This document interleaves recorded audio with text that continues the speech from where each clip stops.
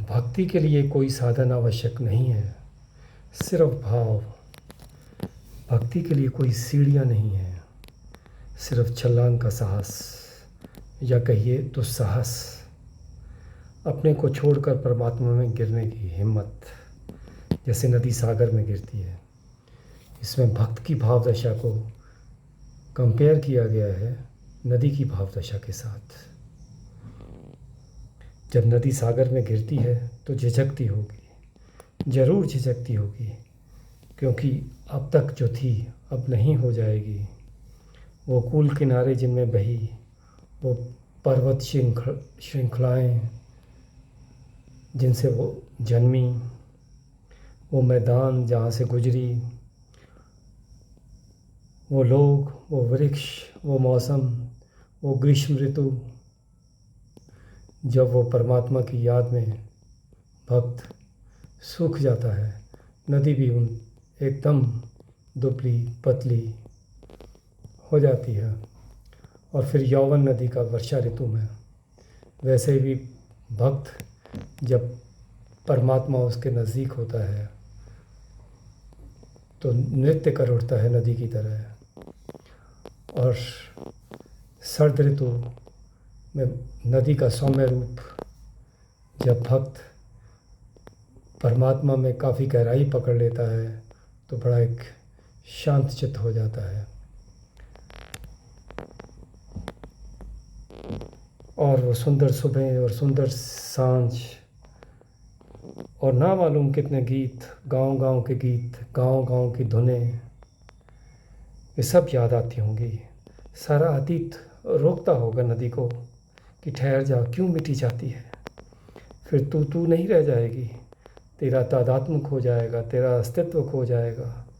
तू अपने किनारे मत छोड़, क्योंकि किनारों में ही तेरा अस्तित्व है, तेरा तादात्म्य, तेरा होना, तेरी परिभाषा है। तू गंगा है कि सिंधु है कि नर्मदा है, सागर में गिरकर न तो गंगा रह जाएगी, न सिंधु रह जाएगी, न नर्मदा रह जाएगी। सागर में गिरते ही तू नहीं हो जाएगी। रुक जा, ठहर जा, पीछे लौट कर देख, तेरा अपना एक अतीत है, तेरी अपनी एक विशेषता है, तेरा अपना एक कुल है, एक गौरव है। याद कर कितने दिए तुझ में छोड़े गए, कितनी पूजा, कितनी अर्चना तेरे किनारों पर की गई। याद कर कितने धन्यवाद, कितने कृतज्ञता के भाव तुझे अर्पित किए गए थे। और आज तू मिटने चली है इस खारे सागर में, पीने योग्य भी नहीं रह जाएगी। फिर कोई फूल ना चढ़ाएगा, फिर घाट ना बनेंगे तेरे किनारे पर, तीर्थ ना उमगेंगे तेरे किनारे पर, मेले ना भरेंगे तेरे किनारे पर। फिर तेरा कोई किनारा नहीं, फिर तू नहीं। रुक जा। अगर नदी सोचती तो ऐसा होता, आदमी सोचता है इसलिए ऐसा होता है। परमात्मा में छलांग लगानी अपने को खोना है, सिर्फ थोड़े से दुसाहसी लोग कर सकते हैं। फिर मैं तुम्हें याद दिलाऊं, जिनको तुम धार्मिक कहते हो अक्सर कायर और कमज़ोर लोग होते हैं। उनके कारण धर्म डूबता है, बदनाम होता है। जिनको तुम धार्मिक कहते हो, मंदिरों, मस्जिदों, गुरुद्वारों में बैठे हुए लोग अक्सर कंपे हुए लोग हैं, हाथ पैर कांप रहे हैं उनके, घबराहट में घुटने टेक दिए हैं उन्होंने। धर्म उनके जीवन में वस्तुतः पैदा होता है जो निर्भीक है।